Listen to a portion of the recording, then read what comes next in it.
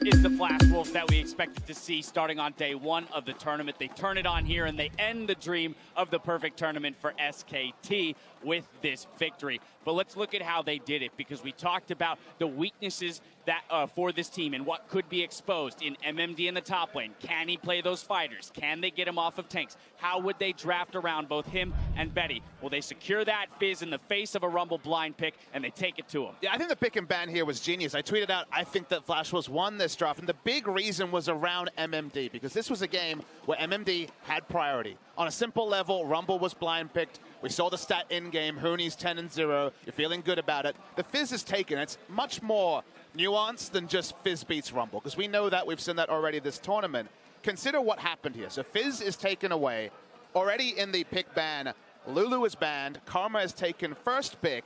The Syndra pick that we heard Crepo talking about is so important, because Fizz is also a flex to mid lane to take down Syndra. It's a counter pick to Syndra. And if you think of what Faker has played against Syndra recently, it's those utility mids. He played them against LeBlanc in the final, and it's very much the Fizz. So that's all taken away. So it's kind of a blocker pick to Syndra. Then they ban Echo in the second round, and they get a Syndra blind pick for free. Only thing left for Faker, he goes for Orianna, which we know in terms of pressure in the lane, it's not fantastic. And also, look down the lineup. They didn't take Lee Sin when it was available. It was Graves. So when we think of ball carriers, there's literally nothing on the side of SKT. No front line, which was exploited around the Baron. In general, I think this draft was just beautiful stuff from Flash Wolves, and like they said, I wonder where this Flash Wolves was earlier. Yeah, 100% agree with you. I do want to point out, though, that I feel like SKT, it really went, like, sideways for them. Like, blind pick Rumble, you can understand it's Hooney's Rumble of all things. So you have the confidence there. But it goes sideways around second rotation ban. The Thresh Caitlyn, like, that could have very easily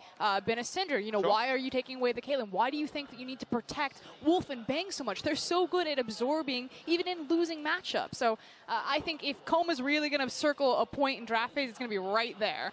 Yeah, definitely have to agree. Huge victory in the draft phase, but my goodness, the execution from Flash Wolves as well. We were harping on MMD no matter. I didn't really care, you know, what matchups, even if you try to protect him in draft, what he was going to get. I would still say that that was going to be a weakness heading into this matchup, but with the jungle support that you mentioned, really big change in performance from him. Gets that attention top lane. Crepo mentioned some of the TPs that were coming in for him for the team fights. I want to look at a couple plays here. The first up, our Acer replay in the bot lane. 3 for 0. Flash Wolves extended chase here onto SKT. So here's the thing. Take a look at the side lanes. If SKT are the Globetrotters of League of Legends, Flash Wolves right now are the Mighty Ducks. Like, 1v1, 2v2, they're not as strong. But when they're in their flying V formation, they just run through you. Their side lanes were getting pushed in. They were losing control of the map. You can see Bang's actually in the top lane. But they finally find SKT and they decide enough is enough. We're not going to let them tear us apart. We're going to fight you 5v5. And one of the things that you were harping on WE for was, you know, lane allocation. They have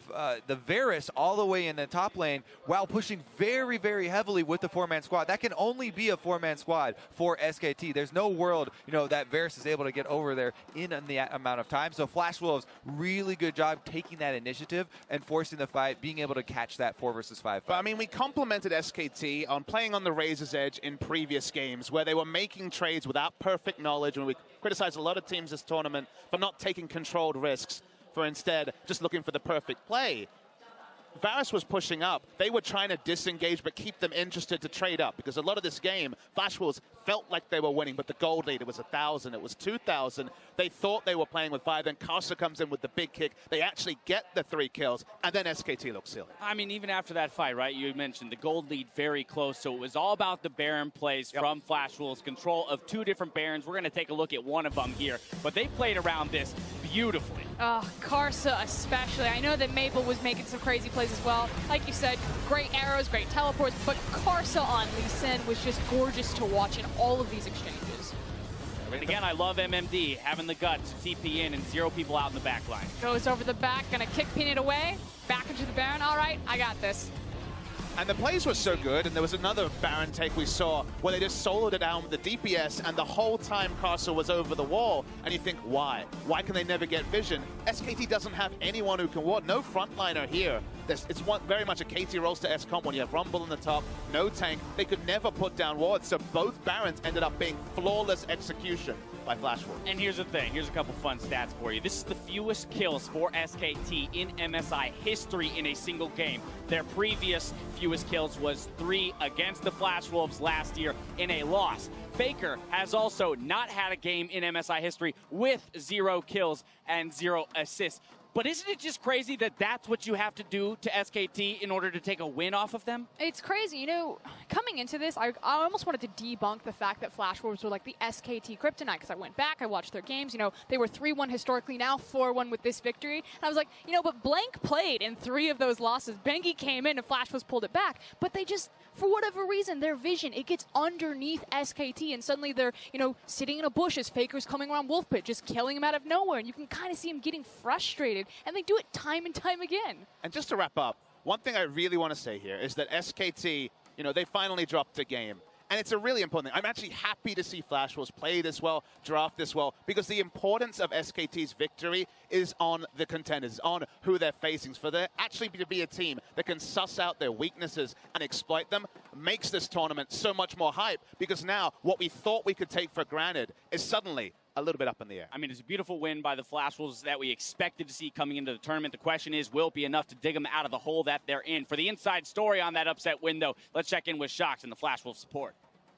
Well, thank you very much, guys. And of course, I had to grab one of the Flash Wolves, and it's Sword Art here with me. And, well, congratulations up first. What an amazing performance. And the first thing I want to ask you is, between kind of the horrible loss to G2 yesterday, which was the worst loss of a tournament, to coming back today and beating the world champion, what happened with the Flash Wolves overnight?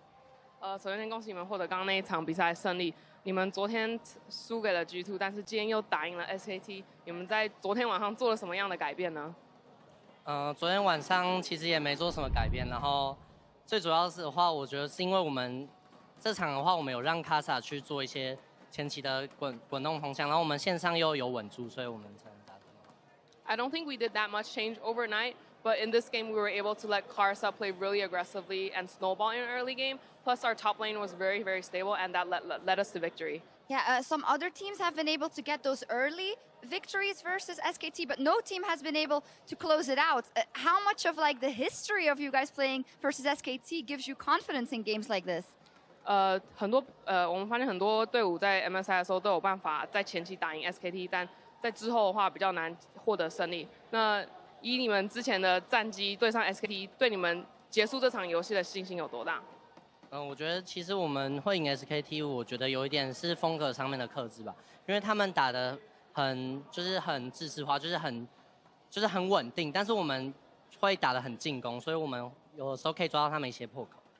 I think we were able to win against SKT is because of the play style. They were playing very conservative at a very standardized place, but we were able to play aggressively and find those advantages. Yeah, I do want to put the spotlight on your performance, as it was fantastic, and it has gone quite up and down and not ideal for the Flash Wolves up until now. So what are you going to take for this win, and how are you going to convert this and make sure that the Flash Wolves stay playing like this and make it to the next round?